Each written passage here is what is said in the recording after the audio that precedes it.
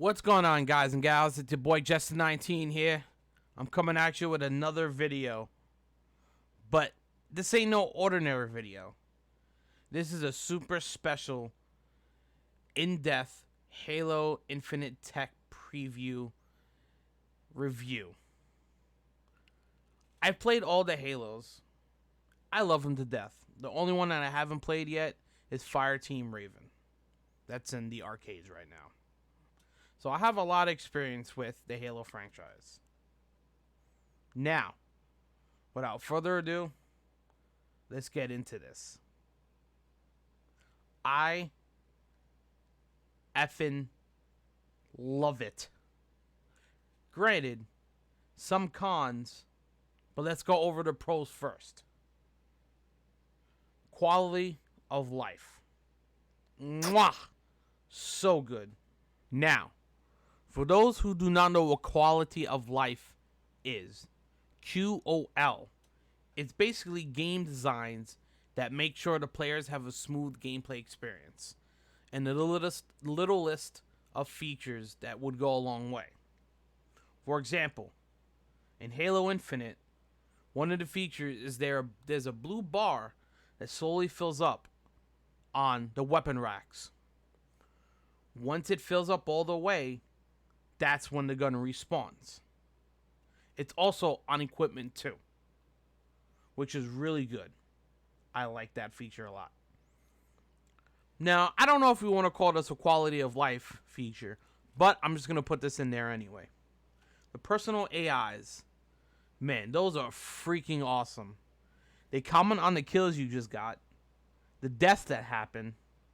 If you're getting better with said weapon in the match, for example, if you're using the battle rifle in the beginning and you're bad, halfway through the match you pick up the battle rifle again, then it says, you are getting better. Efficiency rate up. Stuff like that. That's dope as hell. And the best part of those, the one-lines that they do. The one-liners, man. They crack me up. Mwah, another chef's kiss. So good. So freaking good. And speaking of character, customizing your Spartan is amazing and something that I cannot wait to dive into more into the full game. Now, the Battle Pass is great. Great feature, everything. But there's something that I don't like, but I'll touch on that later in the video. Man, the fact that I can unlock stuff in a Battle Pass and have 2 different shoulder pads on, or I can have no armor on my legs and no armor on my arms. But I should note, it does not, I repeat, it does not affect the way you play. It does not affect if you move faster or if you have less armor or less health. It's just cosmetic only. The fact that you can change different color visors, oh my god. I was rocking a red one towards the end. Ooh, baby. I cannot wait to dive into that later on. I cannot wait. Now, the last 2 features that I have listed right now are the bots and using the camo/OS. First, the bots. This is the first time bots are ever in a Halo game in general.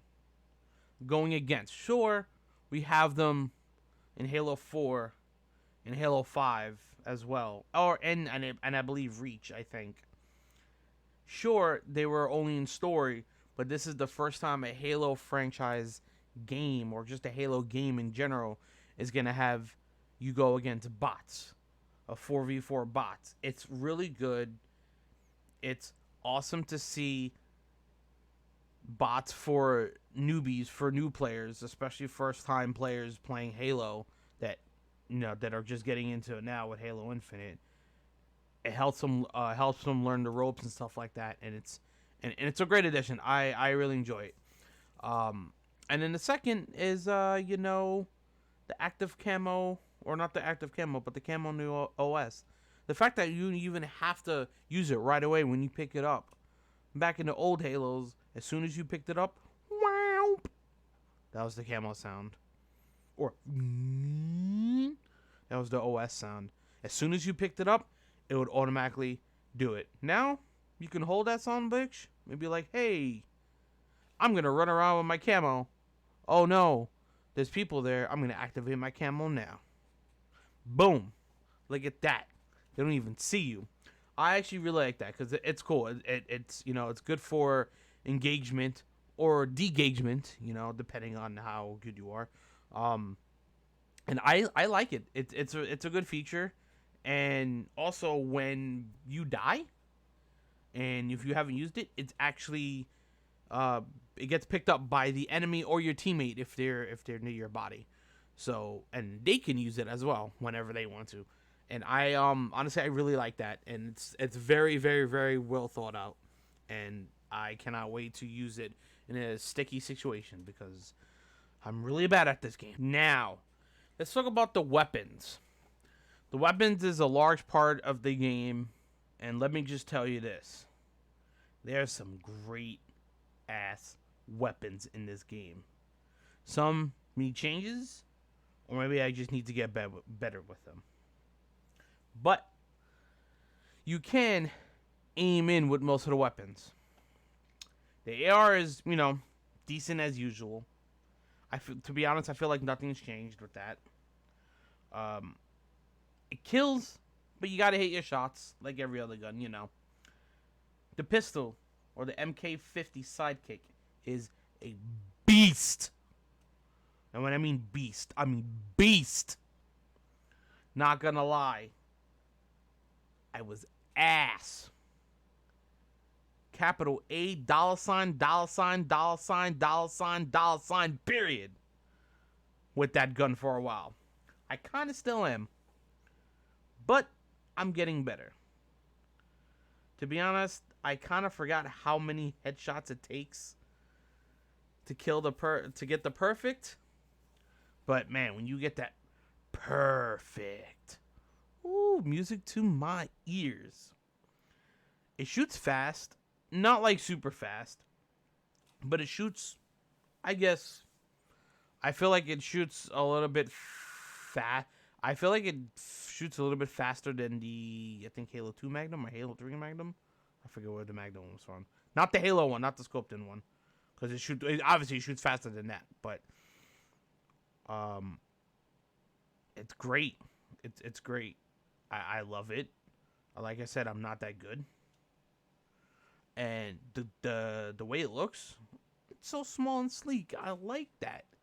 I like that a lot. Next up, we have the VK-78 Commando, which is an automatic tactical rifle. I was about to say tactic rifle, but tactical rifle. Man, I don't know. One gripe I have about this gun is I swear if they got rid of the DMR for this gun, I'm going to be really pissed. Don't get me wrong. I do like the gun. I like it a lot. But if there's no DMR, that's going to be a no-go. The recoil is crazy when consistently firing. And the aiming is way off, obviously. Recoil. It can be zoomed in. I do want to get better with this. But it's just going to be really hard. I do like it. And you can get a perfect with it. Next up, we've got the BR-75. Obviously, new BR. There's really nothing more I can say about it. It's the BR is the BR. So, what else can I say about the BR that no one knows about? I don't know. It's just the BR. You can still get a... I'm not going to do the perfect thing, but you can just get it perfect with it. It's great. The zoom in is good. The next weapon, the Pulse Carbine. To be honest, favorite weapon in this whole preview right now. I just think it needs a buff. Or maybe I just need to get better with it. The Pulse Carbine has a charge of 100%. Fires in 4 bolt bursts. Sorry, I cannot talk right now. And if you keep firing it, it will overheat. So if you reload while, with 50% whatever, or, with that bar fills up, it goes away. Which it can be vented and stuff like that. It does have a little homing in shot, so if you hit your shots, legit, if you hit your shots, I believe it's 2 bursts, which is 8 shots in the head, and it kills.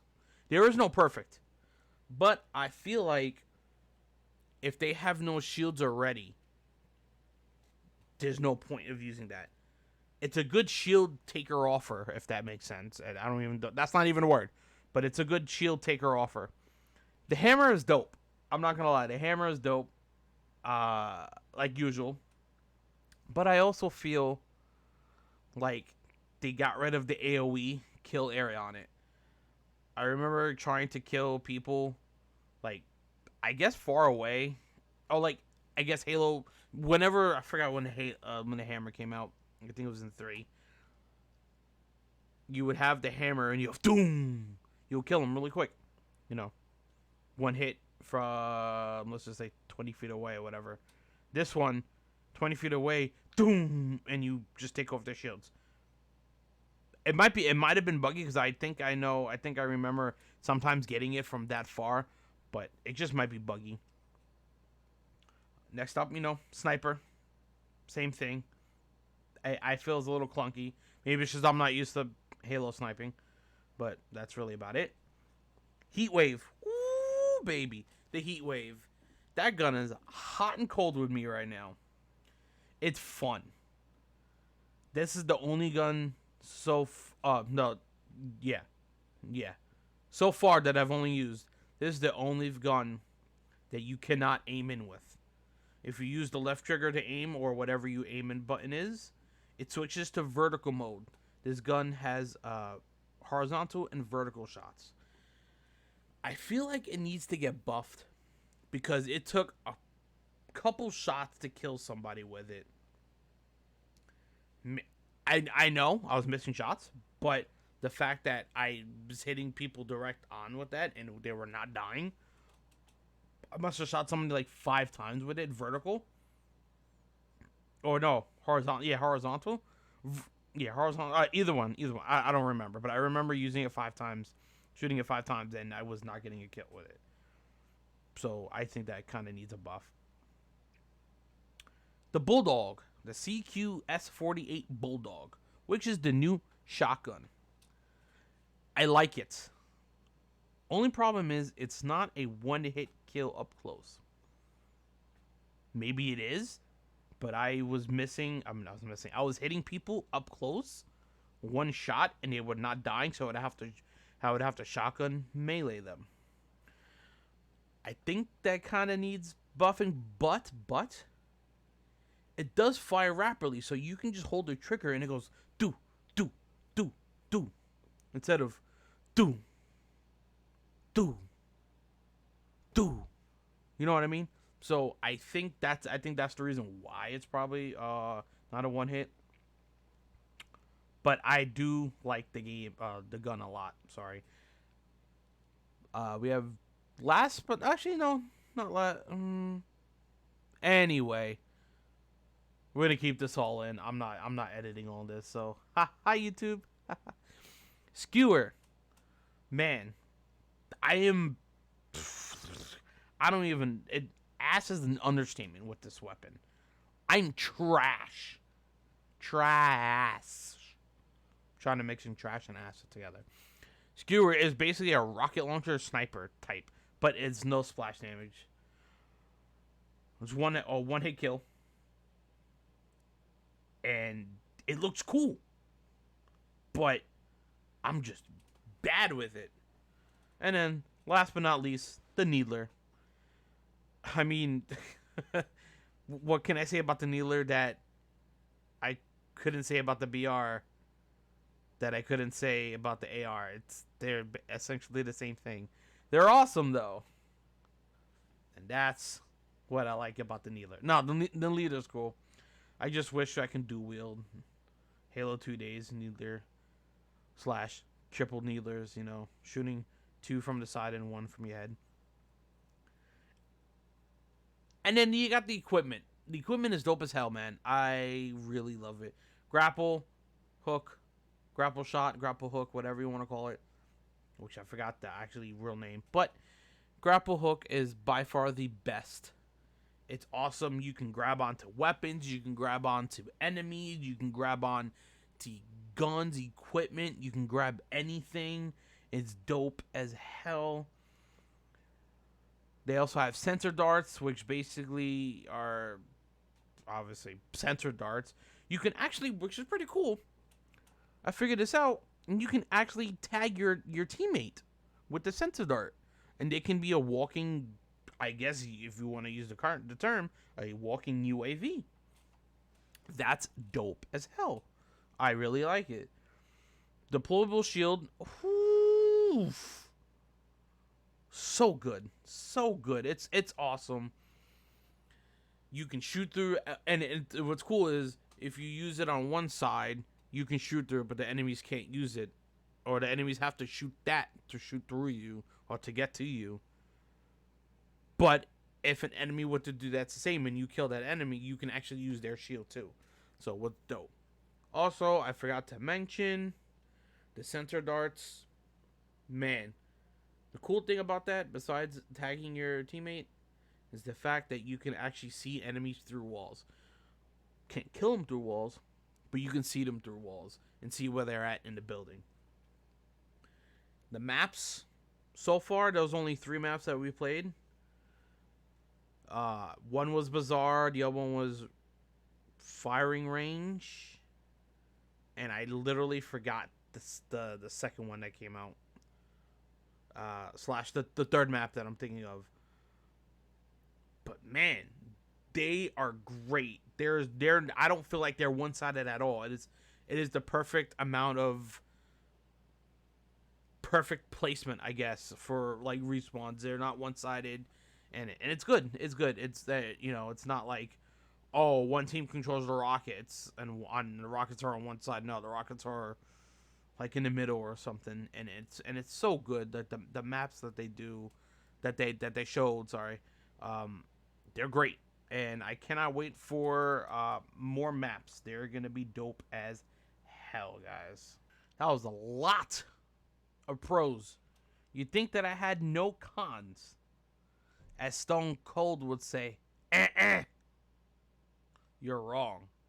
And now it's time for everyone's favorite thing, the cons. And I ain't talking about Tony either. So, one of the cons about the Battle Pass. I don't know if it was for the tech preview, but once you were done with the challenges, you could not earn any more points towards the Battle Pass. Like I said, I don't know if it was for the tech preview, but I did not like that at all. Once you got all your weekly and daily challenges done, you could not progress anymore in the Battle Pass until the daily reset. I just hope it's not like that in the full game. To be honest, I kind of hope they would have it where you earn 5 points every time you complete a game. Because let's just say if it takes 500 points to get one level, you do your daily, you do your 3 weeklies, so that's 600 points, 200 points each, so that you got one level. 2 dailies, so that's 100, 100. So that's what, 300 right there from the extra one. And then every time you're completing the game, you're getting 5 no matter what. I would like that. Speaking about the Battle Pass, the fact that when you unlock stuff for your armor, you can only have helmets and pads for specific armor. Meaning, if you have the Mark 7 core and unlock an ODST helmet, I'm using this as an example, you may not be able to use that helmet on that core you're using. I kind of don't like that. I kind of just wish the core, you're using the core, and then you can use any helmet, any armor pads, leg armor pads, any knee pads, any leg pads, or anything like that. I wish you can just use anything you want. It doesn't have to be specific, because that's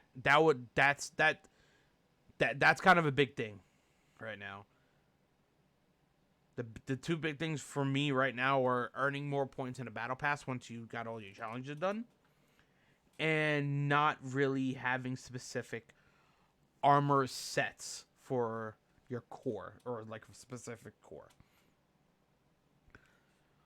Now, the radar. I think it might be bugged. I'm not too sure. When I was playing the bots against the bots, it was fine. But when they added the 2 hour 4v4 arena, I felt like it wasn't working properly. Sure, the PvP was human, so that means people were crouch walking and whatnot. I understand that.